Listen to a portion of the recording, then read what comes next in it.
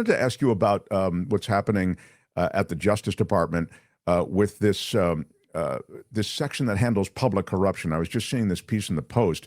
Prosecutors in the Justice Department section that handles public corruption cases have been told the unit will be significantly reduced in size, and its cases will be transferred to the U.S. attorney's offices around the country.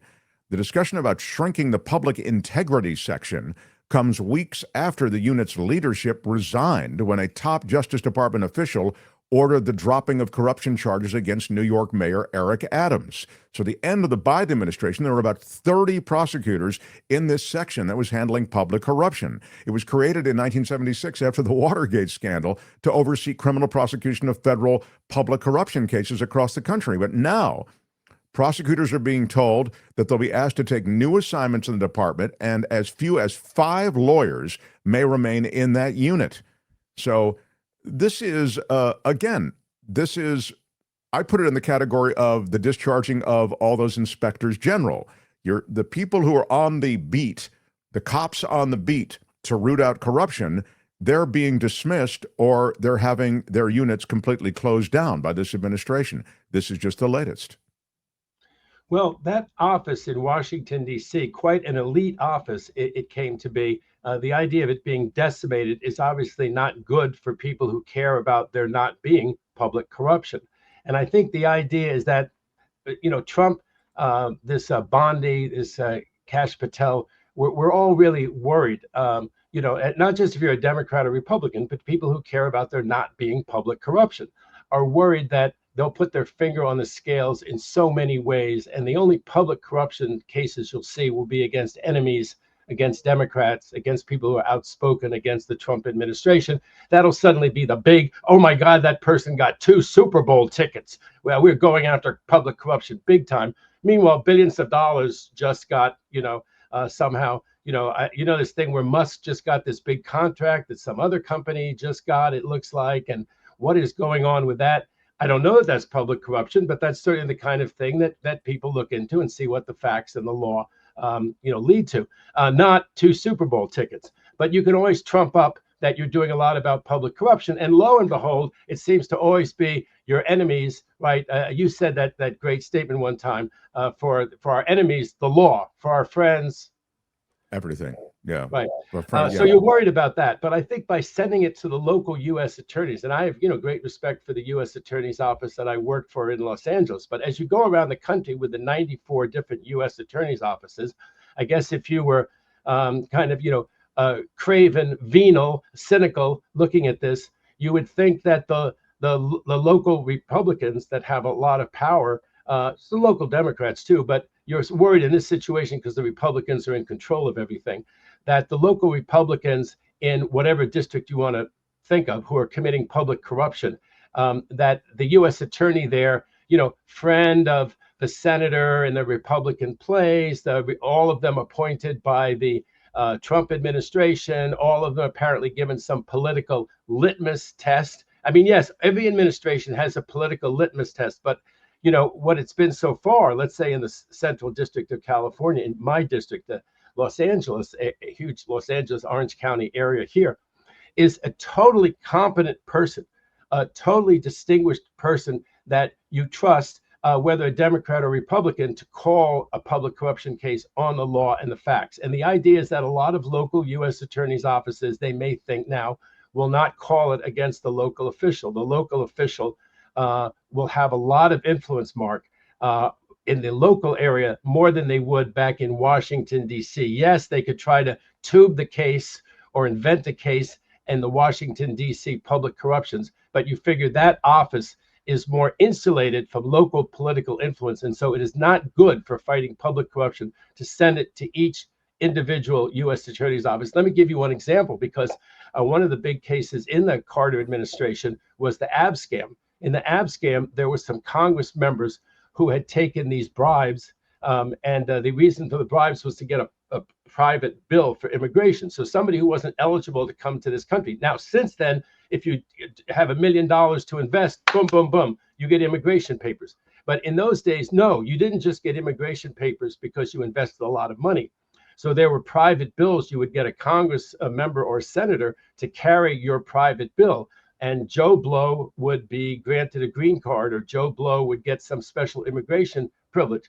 And that was, if there was some basis for that. But the basis for that in Abscam was that these Arab sheikhs were willing to pay $50,000 or $100,000, and they gave it in cash to various Congress members.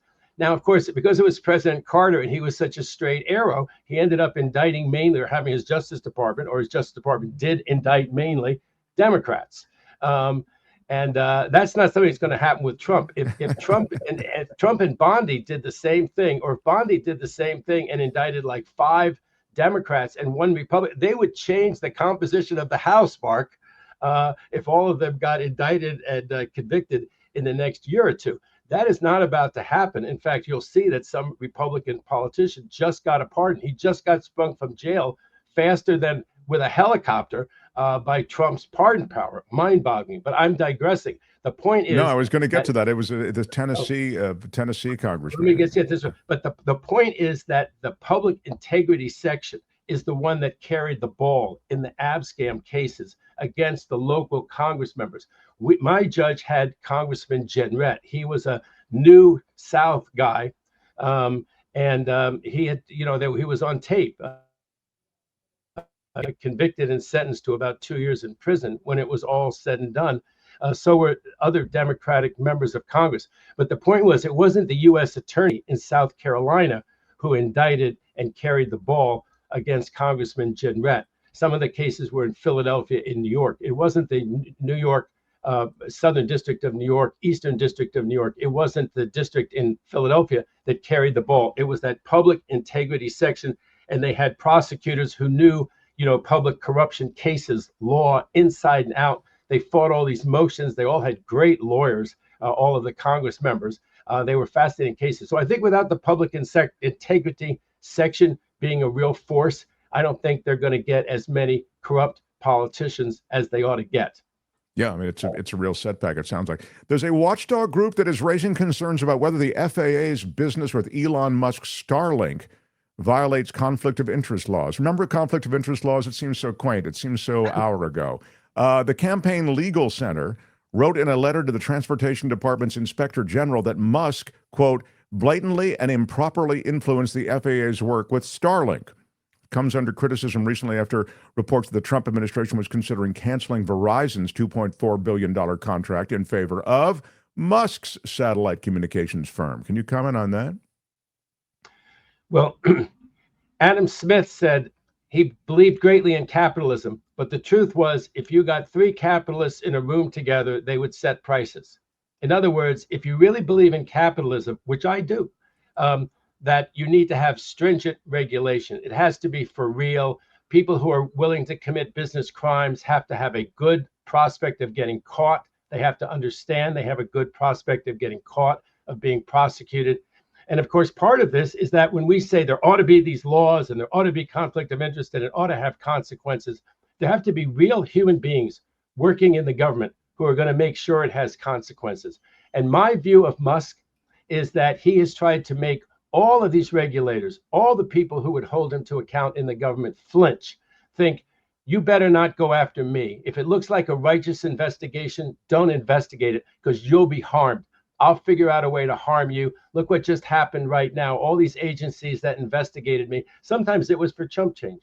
You would think that with good lawyers, he would have just said, it's just part of doing business. There's going to be regulations. There's going to be fines.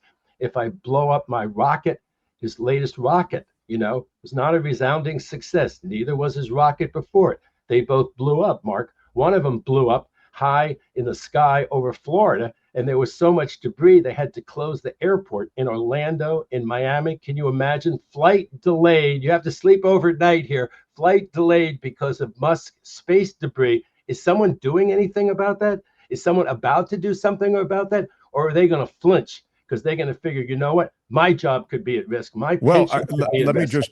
Let me just, and apologies for interrupting, but just put a fine point on that. That's a point that I've made here over and over again, and regular listeners and viewers know.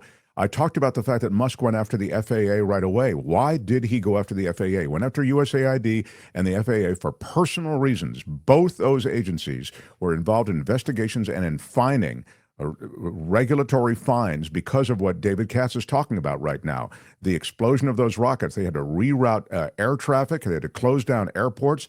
This is stuff that there is a penalty associated with. And so Musk came in, he went after the FAA head, he decapitated that head, and then he fired a bunch of people at the FAA for just this reason. It was personal. Go ahead.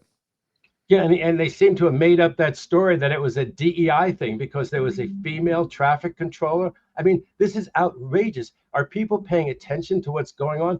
They say his poll numbers are going down. Trump's. Why would a professional woman who maybe was tempted to vote for Trump or did vote for Trump, you know what an insult? Think about what an insult that is, that there was a crash at DC National because they gave the traffic controller job to a woman because it was a DEI woman traffic controller. There's no evidence at all that this woman was incompetent or did anything wrong whatsoever. And who's rectified that? What Republican senator has said this is an outrage? And that thing, let me just not get started on the tariffs for the moment, but the thing that I can't believe is that so many red states border Canada. And I can't believe that these red state senators think that they're going to somehow get reelected when on top of all their other problems, now they've incurred righteously, properly, the hatred, the scorn of the Canadians, because what we're doing to Canada in their name, they could stop all of this from happening. If 4 Republican senators went to Trump and they said, we're not buying into the program anymore unless you rectify this, that, and the other thing, that would be it. They have 4 Republican senators would join with all the other Democrats. I hope Fetterman is still staying strong. But all the other Democratic senators, we hope, and just 4. They need the 2 from Alaska. They need McConnell. They need 1 more. And they could tell Trump, no, we're not buying into this. You need to be a normal president. You need to stop doing all of these things, which, oh, by the way, has anyone looked at their stock account recently? No, I mean, nothing good is happening economically. This is an interesting question Robert Martin asked. Could anyone who was delayed by that rocket explosion that you were talking about, David Katz, sue Trump or sue Musk for damages? Well, yes, I think that the class actions are probably already starting on that score. You create a harm. It's a civil wrong. It's a tort. People sue over that, right? And the idea that you can go around because you're Musk or because you're a friend of the president or because you used to be the richest man in the world. You know, the joke is, sorry that the economy has been totally destroyed, but it's hurting Musk too. You know, that great joke, but it's hurting Musk too. Doesn't really, not much of a bomb for the people, BALM, for the people who just lost, a third of their life savings. My God, and their pension's gone down so much. But of course you are able to sue for that. And the FAA ought to extract all the penalties that are appropriate in this situation. But will they flinch? Will they be scared? Will they think, wow, I want to pay my mortgage next month? Because that's what I believe Musk is trying to. That's what's worth losing the $100 and some billion on Tesla. By the way, Mark, I hope you haven't gotten any more grief about your Tesla. Well, I ordered these magnets that you put on, which first of all, I'm dumping the car in a couple of months when the lease is up. But secondly, don't sell too cheap. Don't sell too cheap. I'm just going to turn the car back in. But there are these magnets you can put on the back of the car that say, I got this before he turned, before I realized he was a whatever, I mean, they're kind of clever. And so I ordered 2 of them. So I'll put them on the back of the car. But half my neighborhood, which voted strong, Sherman Oaks voted strongly in the hills, but still voted strongly for Biden. Half my neighbors have Teslas. Well, I mean, just because you brought it up, the reality is Musk, if he cares about Tesla sales, he has completely shot himself in the foot. I mean, Tesla is a brand adopted most aggressively by Democrats and libs. So you've lost all those libs, okay? And you will see evidence of having lost them because they are turning their cars in droves. I mean, he thinks Trump will help him steal more money than he's losing on Tesla.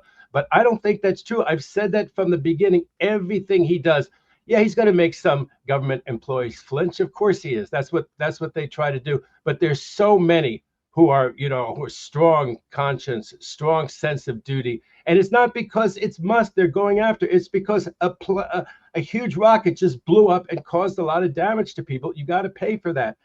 If he's not entitled to that business, that Starlink is trying to get that business away from some competitor, Verizon. that's going to be scrutinized. There are boards. The boards aren't just going to go away. We've seen with the courts, Mark, the courts didn't go away. The courts have really stood strong. I hope you're right. I mean, it seems as though he has his way, but we'll see. I do think that Trump, if he has to, will try to engineer a bailout for Elon Musk. He will engineer a bailout for the farmers that are going to be hurt by these tariffs. That's what he did the first time. You know, he had tariffs in his first administration, and those farmers, it was with China, who were most affected by those tariffs, he bailed them out with taxpayer money. So all this money that he's talking about that's going to be coming in with tariffs, a lot of that money, I mean, when I say a lot, I mean, I think the numbers are like 85 to 90% directed toward bailing out a lot of the farmers and businesses most affected by the tariffs, the punishing tariffs. And those farmers, they want to actually do business. They're not looking for a check from the government, but that check from the government will likely be coming because Trump is trying to sort of soften that blow. So I wouldn't be surprised if he did the same thing for Tesla. Congress has to vote the money. And there is a streak still in the Republican Party of just not spend. So I think that the right wing that doesn't want to just, the sort of Tea Party types, the ones who are for real, who care about the budget. I mean, the budget is just exploding beyond belief. And think about it. We're not at war with anybody.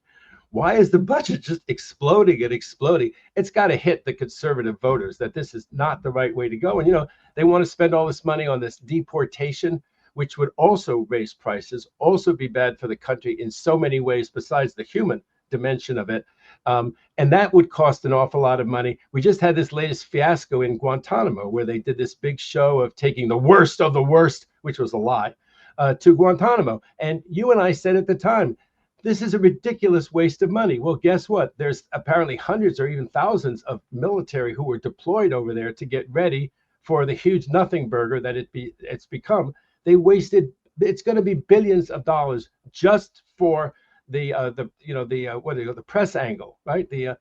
Of what they were doing, and they brought the people back. It doesn't make any sense to have people imprisoned at Guantanamo. You got to bring in all the food. You got to bring in all of this. You got to construct that. You got to bring in the military.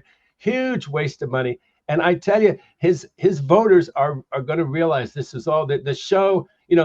So I think one of the court opinions said, yeah, it's an interesting show. It's like Alice in Wonderland. And yes, it's fascinating to watch Alice in Wonderland. But every day seeing what the Red Queen is going to do.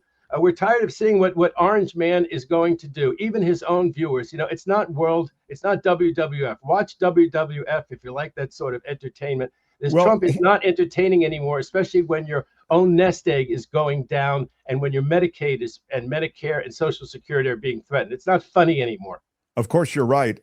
But the reality is that he comes from that world where it's all about the announcement. It's reality TV. It's the WWE, as you say. So that's why he loves the tariffs. He can announce the tariffs. He can announce that they're rolling them back. He can announce that they're reinstating them again. He can make all of these pronouncements and announcements. He loves that. Performance art. I've said it forever. He plays president. That's what he's doing. It's the theater of it. Why does he have all his meetings with heads of state? Just did it with the Irish guy, does it with Zelensky, etc. He does it in front of cameras because it's more than just a photo op. I mean, I understand. Biden used to do that thing. You shake hands, you smile, they take pictures, answer a question or two. Trump does a whole thing because he likes playing the media, and he is good at it. But again, much of what he does is driven by the announcement and the pronouncement. So I really take your point to heart on that. Although even as your other point is he's losing his support. I want to quickly, before I lose you, David Katz, ask you about something that really is specific to a law firm. There was an executive order that targeted this week this law firm of Perkins and Cole, and they have done work for Democrats, and as a result, Donald Trump, through this executive order, has been targeting this law firm, and now a federal judge has temporarily frozen part of that executive order that targeted that firm, Perkins Cole. it's weird, and I also kind of, you've explained before the Arnold and Porter thing. You can go through the different law firms in Washington. Some are associated with Democratic causes, some are associated with Republican backed causes. But I've never really heard of an administration taking retaliatory action in the form of executive order toward one of these firms. This is absolutely unprecedented, and it will not stand even before the U.S. Supreme Court. But of course, the administration can do a lot of damage, even to a huge law firm in the interim. And they probably will inflict some damage on the Perkins law firm. They're originally a Seattle law firm. I think a lot of their work was representing Boeing. Boeing, of course, was America's largest exporter. Maybe it still is America's largest exporter. It is a prestige client that any group of lawyers would want to have. And this Perkins firm having this grew into a national law firm. And part of their practice, which, these national law firms, I think by now they have well over 1,000 lawyers. They have over 2,000 support staff. They're a big company, as well as being a law firm. I guess part of the work that they did was for Hillary Clinton's law firm. Supposedly they worked on this famous, the famous collusion thing. What was Right. that? The Steele dossier, the fusion GPS thing. Right. Yeah. And it was one of the things that they had to investigate. If you're a lawyer, you have to conscientiously investigate the law and the facts, the things that help you, that hurt you. If there's some document out there, you want to see it. You want to deal with it. And again, for those who I'm sure most remember, but just for those who might not, that supposedly that Steele dossier contained unflattering information and details and evidence against Donald Trump. Every comedian in the world was happy to have the P-tape on there, and they could do their take on the P-tape, and then the P-tape became this huge thing. Was it true? Wasn't it true? Did Putin really have it? And all this kind of stuff. And they tried to actually discredit so much of the information about the oligarchs and the collusion, the conspiracy, and everything else. Because, well, if the P-tape was wrong, everything was wrong. It was all a big lie. It was all a big lie, like the P-tape was a lie. Anyway, so this law firm. Now Trump is trying to basically bar this law firm in certain ways. Now, we've never had anything like this, Mark, because first of all, a law firm is not its clients. I always say I'm a criminal defense attorney, and I do the very, very best that I can for my clients. But at the end of the day, it's my client who's done what the client has done or not done. It's not me. I'm an advocate. This totally loses the perspective, of course, because Trump has never been a lawyer, never really understood what lawyers do, that, they're not Roy Cohns, but he sees them all as Roy Cohns. So, of course, in his, nightmarish vision of it, they're all a bunch of Roy Cohns over at that firm. But on the other side, 1,200 of them and all their 2,500 support staff. So basically what he said is that the government all these agencies have to say whether any of them hire Perkins for anything. Well, what do you think Trump wants to know whether any government agency, any government anything is hiring Perkins Co. or dealing with this Perkins Co. for anything? Well, the reason is to blackball them. The reason is to destroy their practice. On top of that, he's issued this funny order. It's just absurd that they can't go on any government property. He's his unitary executive. He's the president. He's executing the laws. He doesn't want any of those lawyers that he doesn't like on any government property. Now, you could go into courthouses. He can't bar you from courthouses. But, Mark, if I could because I find this so interesting, it's so novel, that, I want to go back again to the experience after Carter was defeated by Reagan. After my law clerkship was over, that was almost a year into the Reagan administration, I was supposed to have a job at the U.S. State Department. That job had been, offered to me, and I had it. I was on delayed taking of the job. At the State Department, Office of Legal Advisor. Well, it became pretty clear that my job, while it was open under Carter, was not open under Reagan. It was just clear that the Reagan administration didn't want a guy who'd worked with a fellow who'd written the Panama Canal Treaty. That was like, that's sort of the politics of it. Yes, I should have gotten that job. I probably could have sued, and maybe I would have had a very noisy entrance into the Department of State, but who needs it? I was a young lawyer, so I went to the best Democratic leading law firm in Washington, D.C., Arnold and Porter, and Arnold and Porter's business was dealing with the government. Now, by then, it was the Reagan administration. Our business, the largest law firm in Washington, D.C., was dealing with the government, the Reagan administration. No one had any issue with that. I had a client down in Puerto Rico who wanted to fight a HUD grant. Me and the senior attorney on it, we went to see HUD. No one said, "Oh my God, you're with the Democrats. You can't come into the HUD building. You can't have a meeting with HUD staff." We made the best arguments that we could. I mean, nobody had this idea. This idea is totally alien to our life. It's alien to other countries. They don't do this in other countries. When Germany goes from one party to another, when Great Britain goes from one party to another, the attorneys who represent companies don't suddenly not have dealings with the government. This is absurd because people have this experience with the government. And who would you want to hire? So you might say, well, what constitutional right? And people will change lawyers. I mean, you have a right to choose your own lawyer. And if you feel like your lawyer is not getting a positive reception, no one thought in the Reagan administration that we were not going to be given a proper audience because we were a Democratic leaning firm. But if they believe that, if Reagan, who did not ever say anything like that, but if Reagan and his attorney general had pounded away that was the way things were, then yes, certainly the huge corporations, we had Martin Marietta in those days. Martin Marietta was a defense contractor. Sure. Yeah. They wouldn't have kept us to deal with. They would have pivoted away, and that's what they're saying right now, David. They're saying that this really could cost the law firm, its livelihood, meaning that the firm itself could go under because of the kind of it's not just a browbeating they're getting. I mean, an executive order was drafted targeting them. First of all, a lot of people at that law firm are Republicans, and a lot of them are completely nonpartisan. And so I suppose that if the nightmare scenario is that there would be practice groups that would spin off, Mark. I mean, the reality of what would happen is there'd be practice groups that had nothing to do with representing Hillary Clinton. They would have to tell the world, we had nothing to do with Hillary Clinton. We want to still represent Martin Marietta in its problems. Right. But we want to represent, we had Big Tobacco. Yeah, we want to still represent Big Tobacco. Trump, Biden, we were here. Evil still needs a lawyer. Evil still needs a lawyer. I got to finish up, but I wanted to just get to the absurdity of this, and I want to run a theory past you and the audience. So here's the thing that is happening. The Trump administration is asking the Supreme Court to allow it to push forward with plans to end birthright citizenship. The request was made in a series of emergency appeals just today.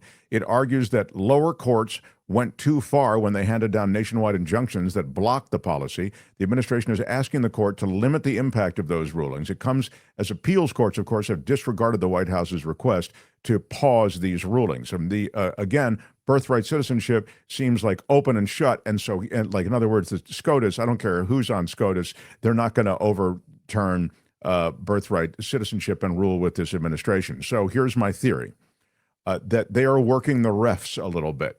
And by pushing this birthright citizenship, they are going to get up to SCOTUS, and SCOTUS is going to rule against them. And there is this working the refs and working SCOTUS so that the next thing that comes before SCOTUS, they may be more inclined to rule with the administration. And the second aspect to this is they are signaling to their base, who are all anti-immigrant, that we're really pushing our anti-immigration mandate that you gave us. We're pushing it hard. So those two things are served by this kind of thing that we've seen today, by, again, petitioning the Supreme Court to allow it to push forward this administration with plans to end birthright citizenship. I think that the administration under Trump just makes a lot of mistakes. I think that there are ones that they just do through stupidity. And just to tie up that point and the point about the big law firms, one of the reasons we never had that before with the big law firms, and people can take this the wrong way, that there's big law, there's all these kind of things. I had the option when I left the U.S. Attorney's Office to try to go to a bigger firm, one of the real, the big law firms.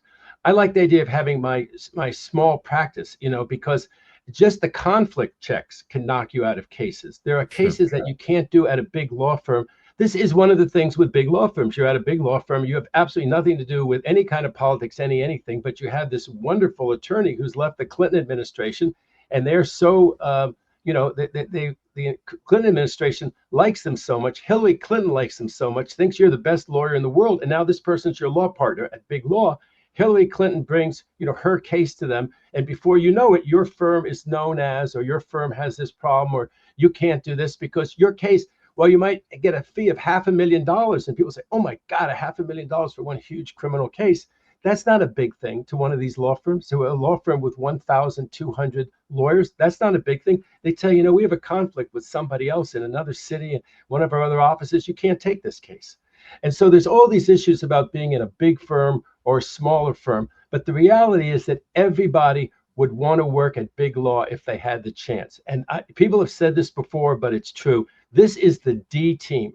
Trump has the D team, the people who joined up with Trump and said, I want to be on Trump's side and not the other side. We're not the top lawyers in America. I'm very, very sorry. They're in power now, and they're probably not happy with what I just said on your show. But the reality is they are not la creme de la creme. They didn't get the best people. Every time you look at one of these legal analyses and say, this might have been this really clever Machiavellian thing that they did, it might also have been something stupid that the D team has just done. So you think that I'm giving way too much credit to these guys? I think this is just D team stuff. They're going to lose in the Supreme Court. And guess what? People aren't going to say, oh, well, the Supreme Court owes us one. They're going to say, wow, this was something that Trump went all around the country saying, doesn't he have anybody with a sense? Doesn't he have anyone to forget legal comprehension? How about reading comprehension? It says they're born in the United States, U.S. citizen. Then there's a U.S. Supreme Court case from 100 years ago, which tests the principle and says that a guy gets to be a U.S. citizen despite his parents, despite all of his problems in life. Why? He was born in the United States. It's as clear can be. The language of the Constitution is clear. Okay, you ought to be an originalist. Read the original text. It says born in the United States. And then the Supreme Court precedent 100 years ago says born in the United States, check, you're a citizen. And so it's just he's going to look foolish. And why he wants to look foolish sooner rather than later, he's already, he's spiraling down, and a U.S. Supreme Court loss. They'll play up the fact that the three justices who he tried to get appointed, Gorsuch isn't stupid or crazy. So he'll lose even the three Supreme Court justices that, as they always put it, the three picked by him voted against him on this one. It'll be interesting to see what you think. It'll be unanimous or no? Thomas and Alito are. They'll find a way to. They'll find a way. They seem to be so angry. Yeah, they seem to be so angry at the world, so polemical. And then, of course, all the corrupt allegations against Thomas. They thought Thomas might resign. I'm not sure that Trump is popular enough that he could get a Supreme Court justice through at this point. So that's for another time, because I would disagree with you on that, but you know more about that stuff than I do. David, love our chat. Sorry that the clock's run out on us, but I look forward to next week. You can find David Katz across the English-speaking world in all those various media outlets, and I appreciate you being so generous with your time on Thursdays. Thank you, David. Mark, I just meant that if Thomas were actually to resign at this point because they gave him such a sweetheart deal and something like a professorship that paid $10 million a year with, you meet one class once a week. I don't think that he could necessarily put somebody in his place, not if they were on this hard right agenda, and not if Trump, said this person will do this and that and the other thing. I don't think they want that fight anymore. I don't think that his popularity is really down, Mark. I mean, it's all over the country. And this stock thing, this latest thing, Mark, his popularity is down and going down, Trump says. Yeah. Okay. All right. To be continued. David Katz. Thanks, David. My pleasure. Thanks, my friend. Hi, it's Mark, and I thought that was great. Hit the notification bell. You'll know whenever there's a new video being dropped, and please subscribe to our channel to help us save the universe.